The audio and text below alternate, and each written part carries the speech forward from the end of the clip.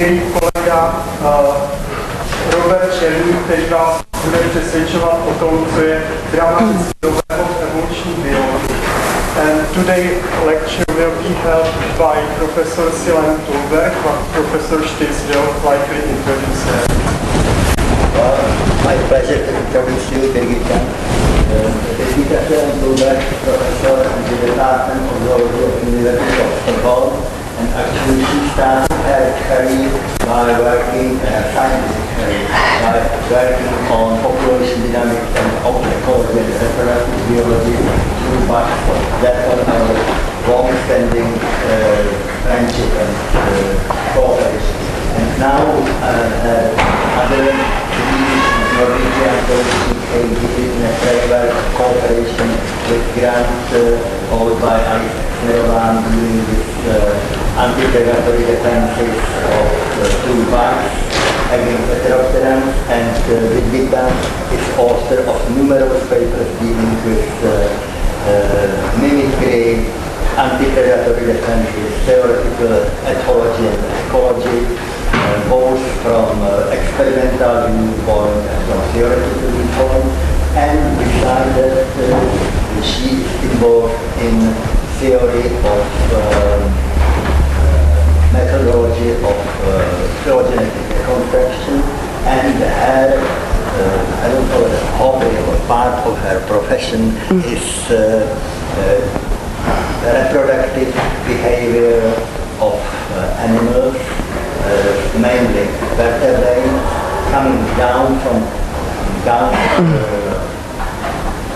evolutionary incorrect expression, coming from fish through birds and mammals up to modern Swedish population of humans.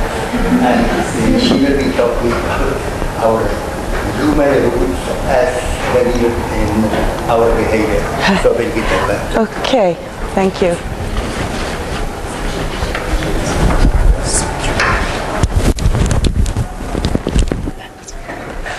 Thank you very much for inviting me to this lecture.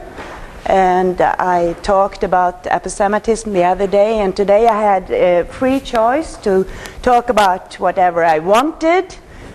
So I chose this topic because I think it's interesting, who we are and the biological roots to our behavior.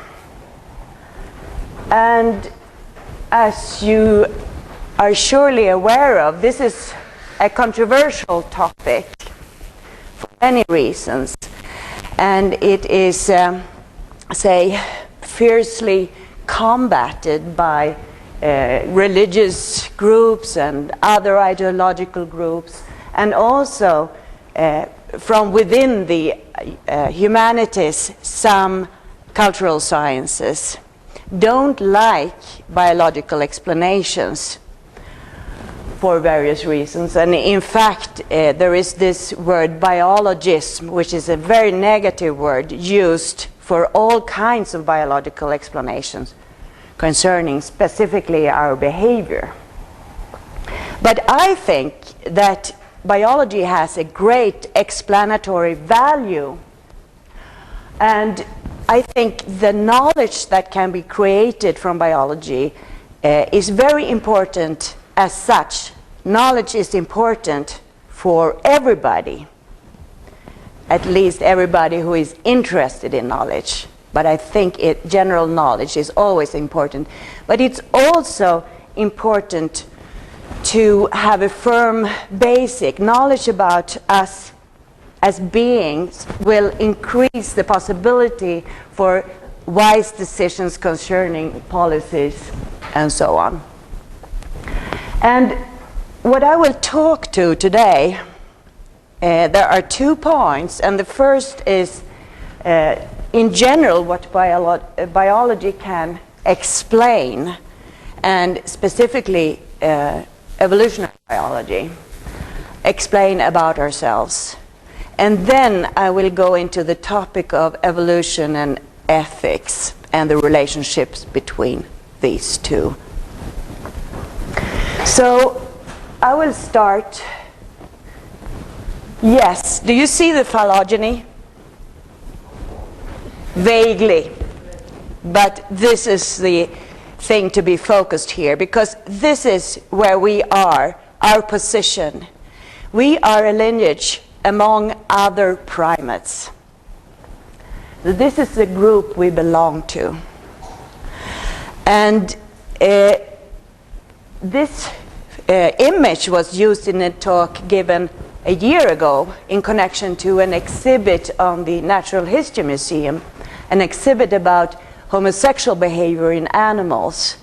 So the pink dots that you see are all the species that have been observed with homosexual behaviors.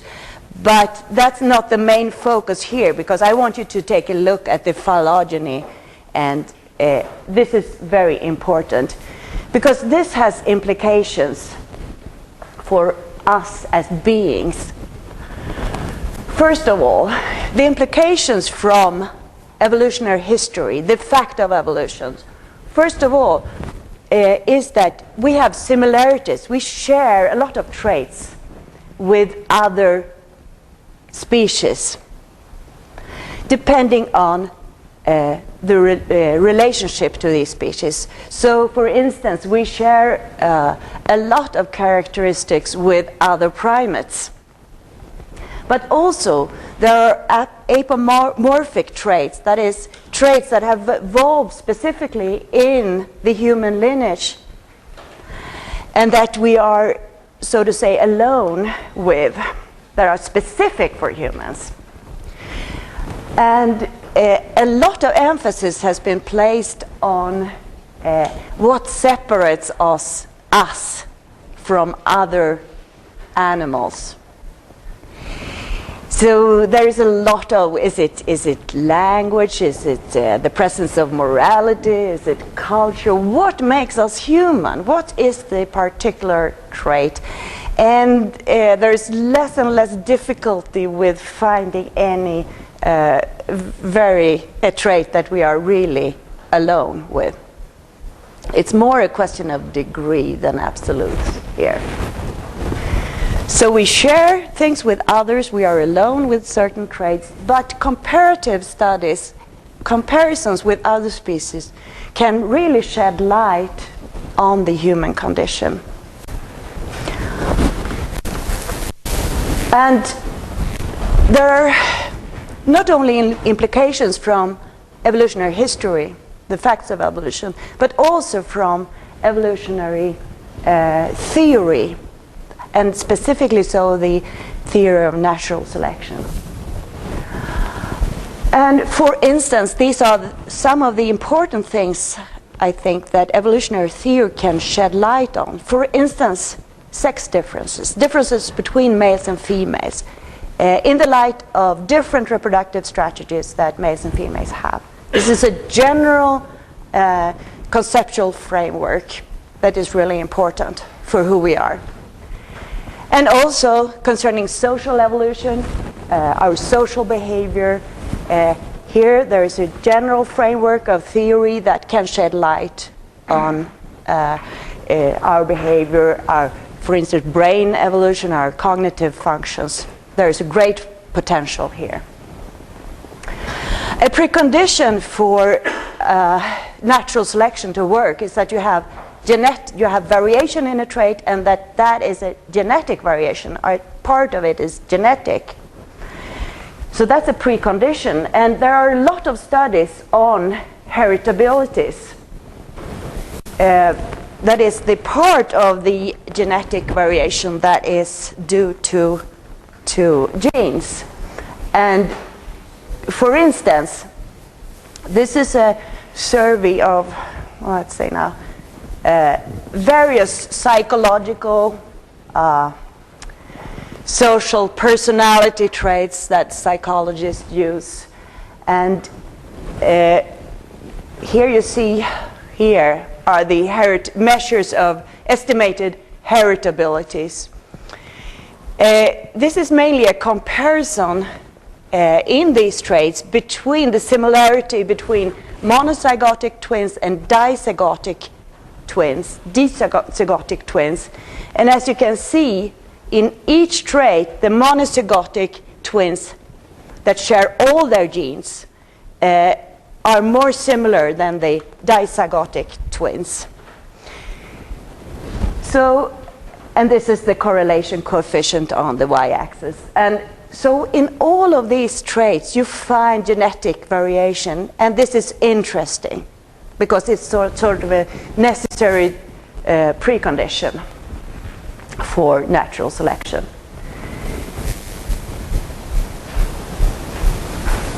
If we just take a look at sex differences, what does evolutionary knowledge tell us about it? And where do humans fit in the general picture?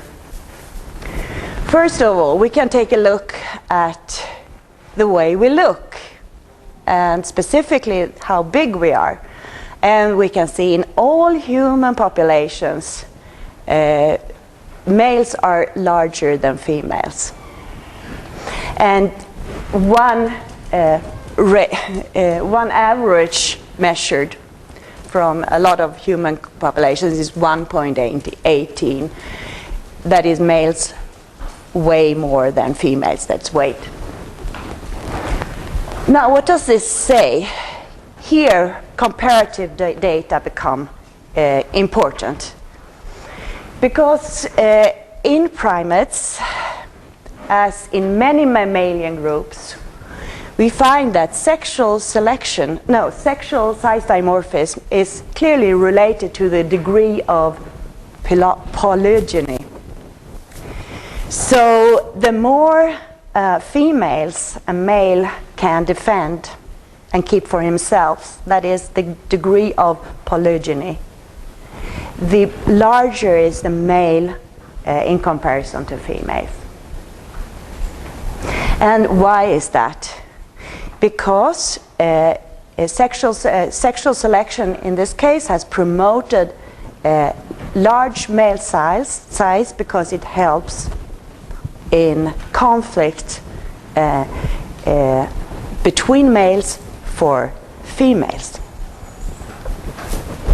So this says something, this comparison says something, that we are mildly polygynous in this comparison. And it's interesting to note that in the human lineage,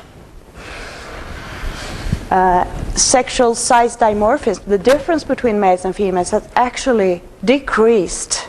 Because if we take a look at our closest relatives, like the chimpanzees, gorillas, and orangutan, the males are even larger in comparison to females. The dimorphism is larger.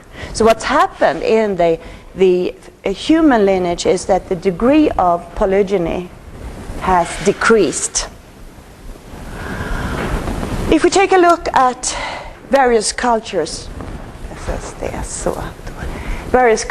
and make a transcultural comparison, we find that the majority of all cultures are polygynous. But what are we talking about here? We're talking about long-term relationships like marriages, because all cultures, all human groups have the establishment of say social support for something like marriage, a long-term bond between male and female. And the majority, absolute, they permit that a man takes more than one wife. That doesn't mean that in most of these societies that most males are polygynous, have a harem. It only says that it's permitted, because if you think of it, the sex ratio, that is the number of males to females, is around 50% all the time. So in the majority of human groups, in the majority, most males are married to just one woman, so you have monogamy. But anyway, it's permitted. In all societies, human societies, males have the highest political power. Now somebody says that Well, I've heard about matriarchats. Have you heard about that? Where the females have greater political power. But these are simply not found. I think that what most people are talking about, that's avunculats, where women have relatively large sexual freedom. But the political power is still on the males in general. So we find big general patterns here when we compare cultures. Moreover, in a lot of studies from various types of cultures, all from small groups of hunter-gatherers to modern societies, we find that there is a relationship between a man's resource-holding ability, his amount of resources and political power, and his reproductive success, usually through a number of wives. So there is this maximum seen in some Arabic country with like one man having around 1,000 children. And of course not with only one woman then. So anyway, and here, for instance, in a modern society like Sweden, we have used statistics Swedish data and found that socioeconomic category for a man is important for his ability to find a wife and get children. So from the lowest socioeconomic groups, we find more males that are not married, have no children, and so on. That's the way it looks in a typical modern society. What we also find is that in all societies investigated, and if you only look at intrasexual violence, much of it ending with murder, you find that this violence and murder rate is much higher for males than for females. And this implies that the conflict and the severity of conflict is much larger in males than in females, in all societies. So we have very broad pattern here. And so we can explain this. There is a conflict between male. Okay, females have conflicts too, not as severe though. And we have this big pattern where what's the conflicts about? And in biological understanding, it is about resources, power, and ultimately reproductive success. Please let it be open. It's the oxygen is running low here. I can feel that. And what do we have more? If we take a look in a comparative, in comparison between societies, we find a very widespread tendency to control female sexuality. And this is just one example from European history. It's a chastity belt, and I don't know really how it works, but I don't think I wanted to know either. But this is just one of the ways that the societies and I would say male interest control female sexuality. It's just one example of it. And in biology, we understand this tendency as the interest from the male part to ensure his paternity, because we are a species where males invest in their progeny. And in such species, it's interesting that you are really taking care of and investing resources in your own progeny and not somebody else's. So this is the biological understanding, explanation for this behavior. This does not mean that there is a general acceptance of this behavior. Do you understand this difference? We can explain it, but therefore we don't necessarily accept all of these ways that females are controlled. And I, for one, don't, because I think many of these ways are horrendous. But I do understand the basic biological reason why they exist, and that helps me a little bit. So that was a general part, and now I want to talk, the other part of this talk, about evolution and ethics. And this work is together with John Tulberg, which is my husband, and he is an economist by training. So we have thought a whole lot about the ethics and its relationship to evolution and so on, and I think it's valuable to start with a definition of what ethics is. And you can see it as the study of rules and systems of rules for human conduct. And when you take a course in ethics, you often, at least in Stockholm University, you divide it into meta-ethics, which mainly deals with, is descriptive. It deals with why we have rules of conduct and all the emotional, psychological abilities around that, why it exists at all. And so it's mostly descriptive. And then you have normative ethics, which tries to reach a conclusion considering what is good, what rules are good for us, for society, and so on. It's really the normative part, it's prescriptive. And we can define morality too, that this is sometimes used synonymously with ethics, but in general, when we talk about morality, we include the real behavior of people, not only the rules. So it's the rules of conduct plus the actions.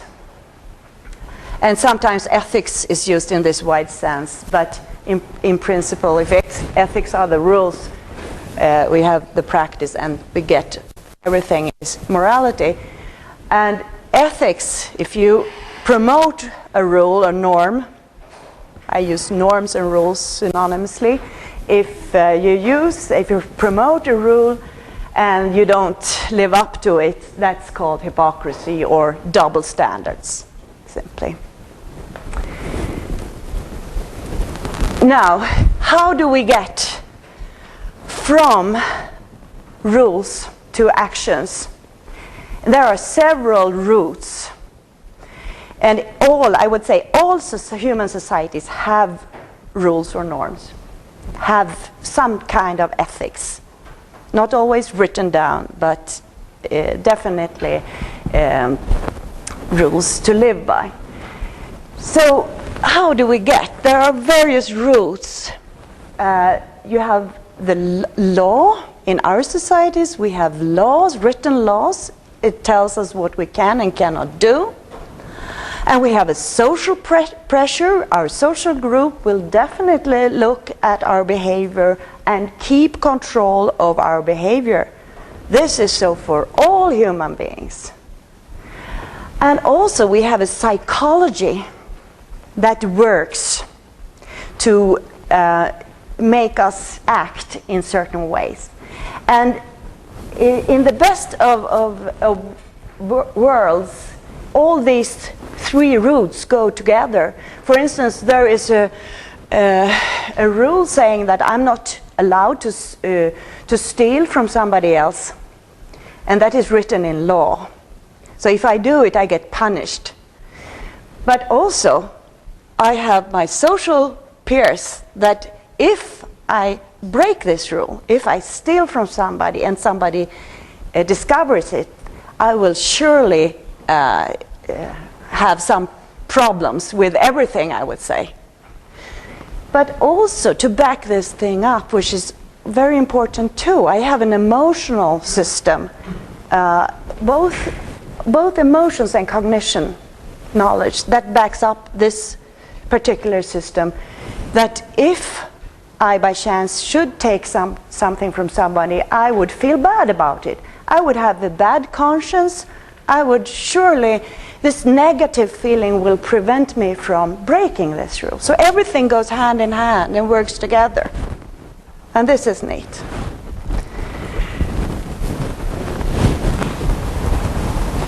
So I want to get in a little bit about how evolutionists have looked upon ethics.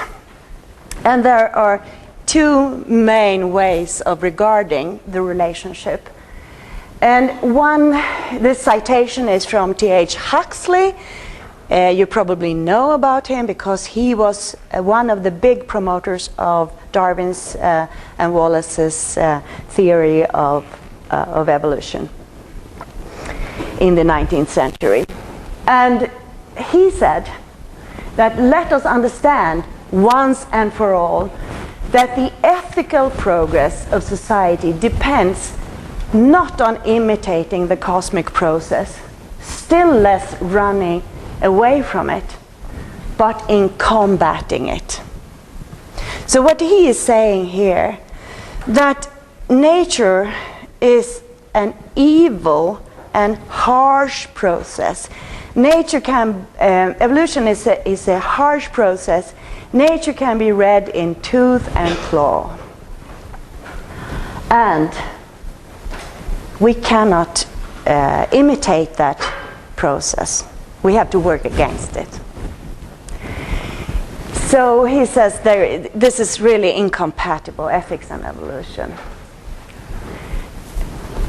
And if we take a modern evolutionist, which is George C. Williams, he says about the same thing, a little bit differently. So what he says here is that evolution by natural selection is a blind process. No progress, no intelligence, it's a stupid, that's what he means with stupidity. No foreseeing what's going to happen. So he says, I account for morality as an accidental capability produced in its boundless stupidity by a process that is normally opposed to the expression of such capability. It's a little bit clumsily written, but he says that we are going to work, we have to work against the natural processes. That's what it says. But then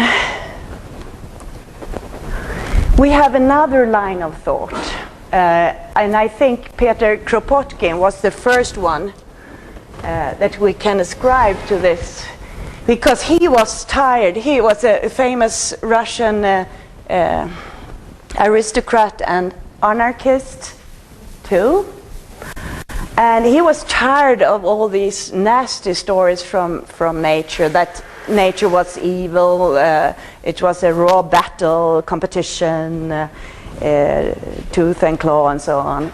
So he said, and which is true for us modern day evolutionists, that you can find a lot of nice behaviors in nature as well. You find highly evolved sociality and helping behavior among a lot of species. So, and he wrote this book, Mutual Aid, a factor of evolution, to promote this idea. So he said, evolution and ethics, what he implies here is that evolution and ethics, there is compatibility between these. And some examples of modern day evolutionists working along these lines of thought are Richard Alexander and Frans de Waal, for instance. So the conclusion from this second line of thought is just that, in short, that man is a product of evolution by natural selection. So man has a nature and is not infinitely plastic, that is changeable. So we have a nature. And that the capacity for morality is part of human nature. And it's just like the capacity for language, for instance. You're not born with a language, you're born with a capacity for language. And in the same way, you're not born with a specific set of rules or normative system, but you are born with the capability of having a set of rules, internalizing them, and so on. And there are obvious links between morality and behaviors in other social animals. We have empathy, conflict resolution, social rules, and so on. And what we say is, and this is not agreed upon by everybody, it's that the form of human nature ought to be important for which rules we can and should follow. So what we promote is a set of rules that sort of say fits the human nature. So I will present this in short, a model that we have developed that treats actions and norms in the same analytical framework. So, and it combines normative ethics with evolutionary biology. And what it aims at, this model, is to try to find a solution and trying to get at a good norm system. And with good, I mean something that we can all agree to follow, and a realistic one that we can, a norm system that we are willing and able to follow. So that's the aim of this thing.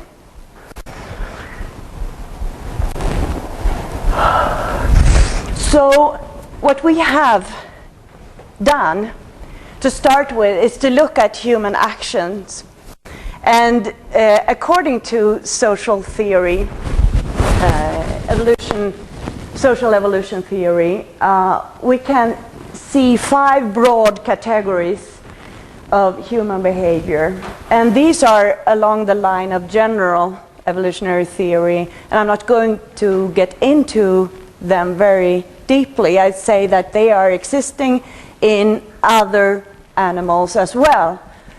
But they look a little bit different. But in short, we have the actions are sort of defined according to their effects on the self and to other individuals in terms of reproduction, survival, resources. So it's in terms of cost and benefits.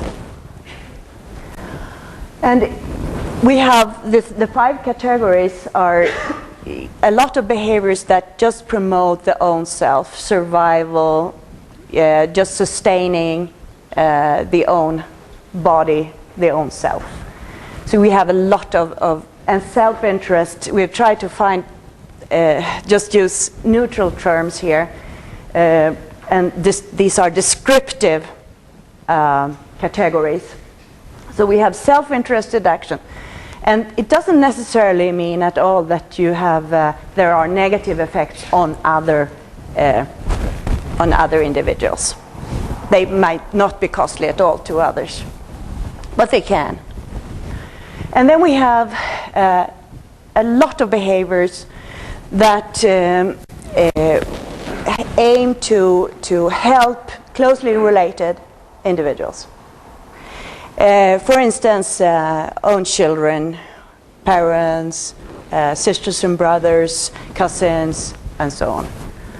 And this you find in a lot of other animals, and it's widespread. It exists in all human societies. All of these behavior categories are in all human societies and in lots of other animals. And we have cooperation, which is another word for this is reciprocity.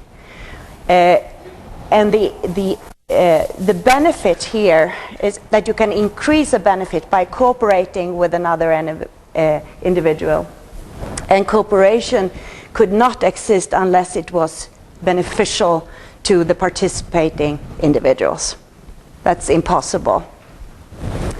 So this is something that helps me to cooperate with others, definitely. And reciprocity is one mechanism where you might bear cost, a short-term cost, win at another instance, but the long-term is a beneficial relationship. Cooperation is. And we are quite, I would say, as a species, our social life depends very much on cooperation. You find it in the other species, definitely, but I would say that human societies are perhaps more based on that than many other animal societies. And we have group egoism. And the simple thing here is that you can gain in strength by joining forces with other individuals. That's very, very simple mechanism. And this you can find in all kinds of herds and flocks of other animals. And this behavioral category is widespread in humans, and we belong to all kinds of groups. And there are strong psychological mechanisms that have to do with which group you belong to, in-group, out-group, and so on. And this is different from cooperation, because here you keep track of other individuals, what they do and don't, and if they break sort of an agreement or cooperation or not. In group egoism, it's simply joining forces, and we have a lot of behaviors related to that. And then we have, in human societies, unselfish behavior that cannot be placed in the other groups at all, but are purely costly to the individual that do this action. And the reason for this, people dispute whether humans can act altruistically, but we have definitely examples of that. And there could be many reasons for this. And I could mention just a few examples. For instance, a kidney donation to somebody you don't know, helping the poor. Also, terrorist suicide attacks are very costly to the person doing them because they pay with their own life. So these are, in this descriptive way, can be regarded as altruistic, definitely. And what we can say, our original condition of living in a rather small group of hunter-gatherers is quite different from today's large societies. So, and what has changed, one thing, lots of things have changed. We still have all the categories, but one thing that definitely has changed is that we have the small societies we used to live in were very much based on kin selection, because we were related, around us we had mostly related individuals, so we interacted with them, helped them, and got help from them, and so on. Today's society is much more based on cooperation. We may live far away from our relatives, and we cooperate with unrelated individuals. It's a big part of our society. Now we can just take a look at these terms and these action categories, and note that each of these descriptive categories, there are negative and positive terms for each of the categories. And you have self-realization in general regarded as something good, but selfishness something negative, kin, altruism, nepotism. And the label that we put on a certain behavior is to a large degree depending on where we are. So where you stand in a question depends on where you sit, or whatever they say. But even cooperation, it's a good, positive word as I see it. But favoritism, when you promote your closest friends and give them favors, it's not a very good term. It's negative. So all of these categories have both negative and positive values tagged on them. And we have altruism and fanatism, as I talked about the suicide bombers, for instance. Nej. Slow down.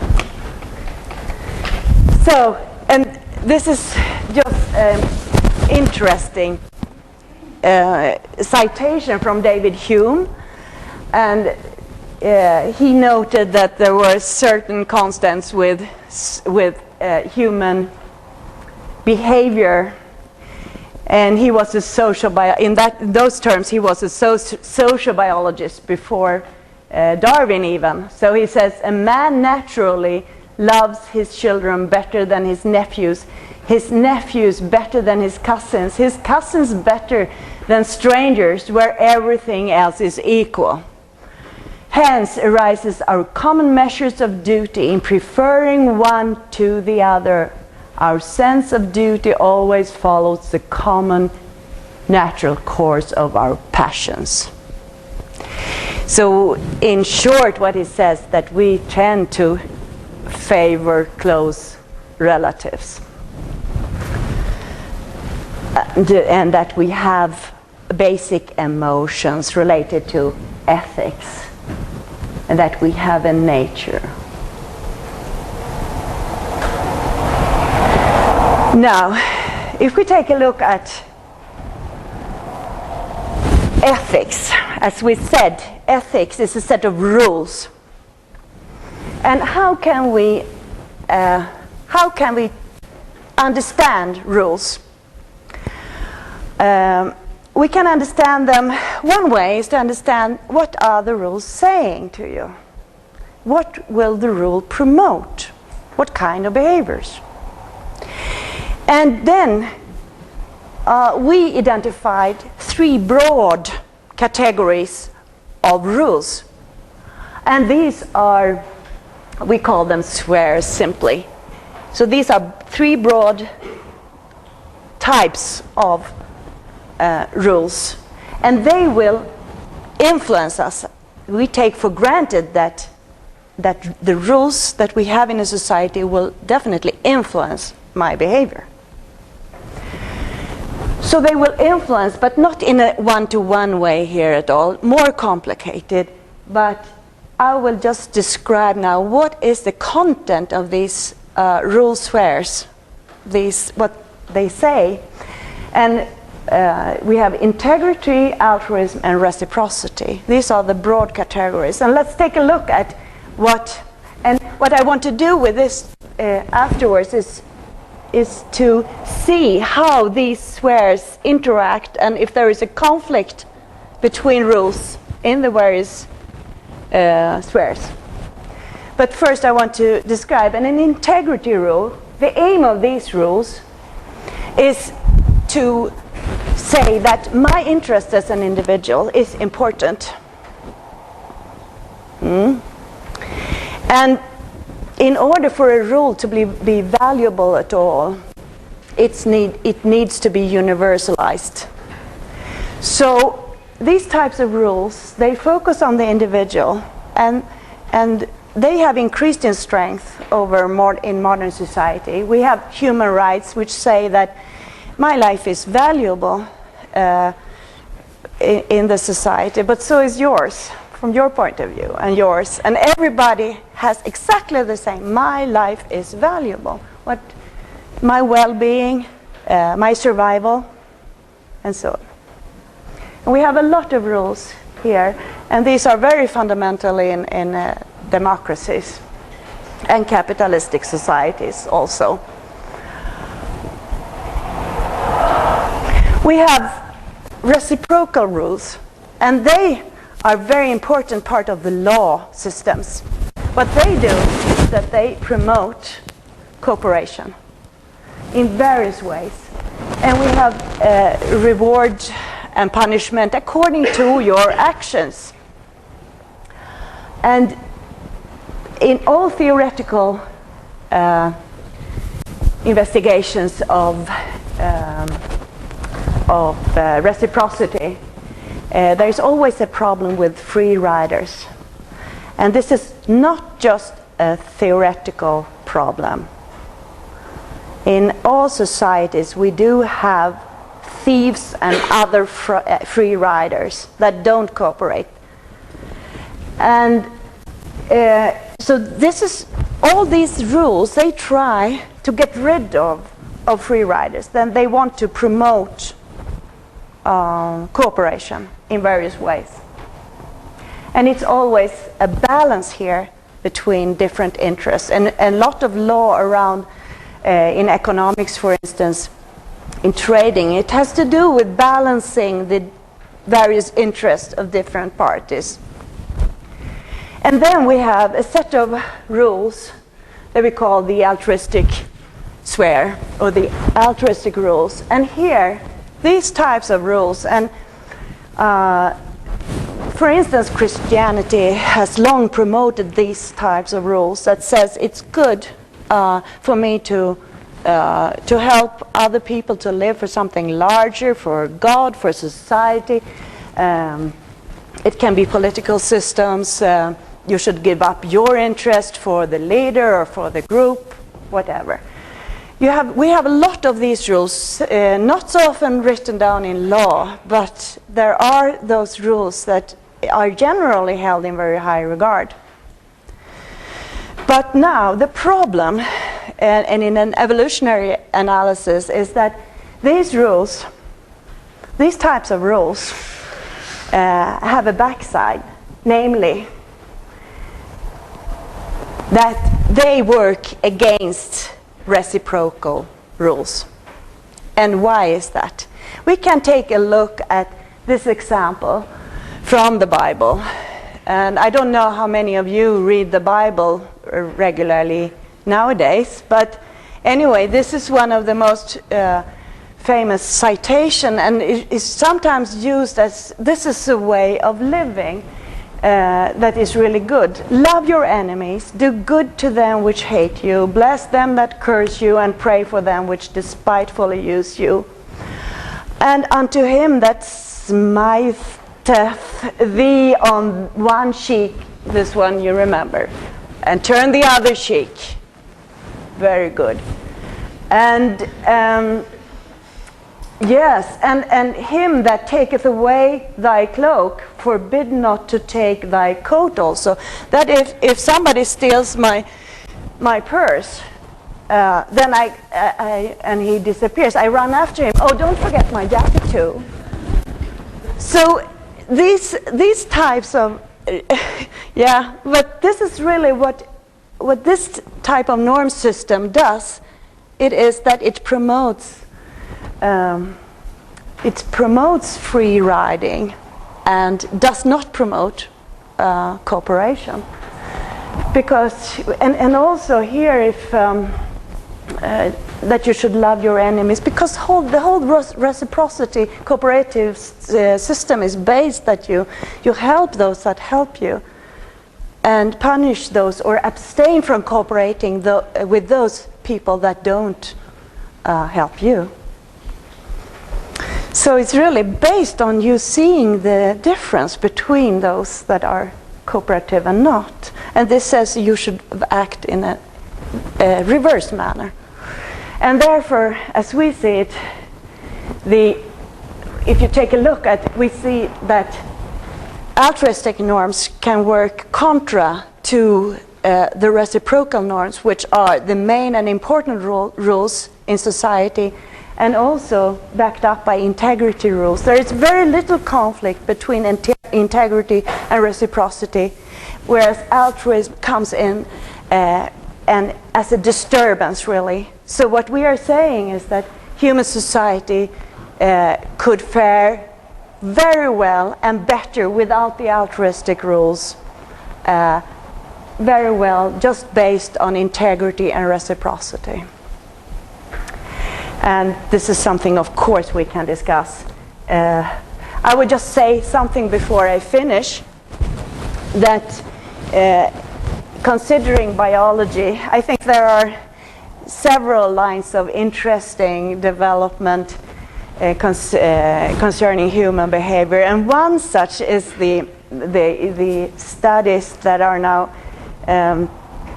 very common, that uses brain imaging to understand what is happening, because in evolutionary biology and ethology we have regarded what is inside of us as a black box, more or less. We are, and as you can see from my talk, I'm very much into behavior and what's the effects of behavior and so on. But it's also very interesting to see what's happening inside of people. And now there are a lot of studies looking at using brain neuroimaging techniques and taking a look at what's happening inside. And I think this will shed a lot of, and in various situations they let people make decisions, or they are exposed to emotional dilemmas and so on. So we see what's happening inside of us.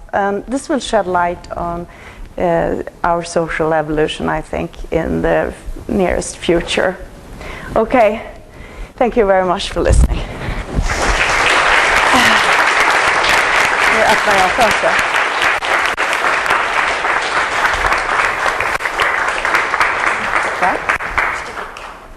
Ja.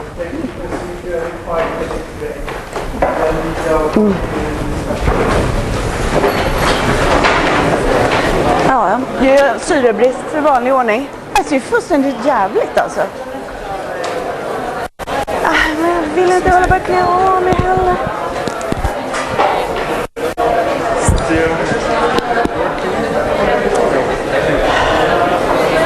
Alltså det är... Ingen annan gör det för dig. Därför känner jag att det gör det väldigt gott.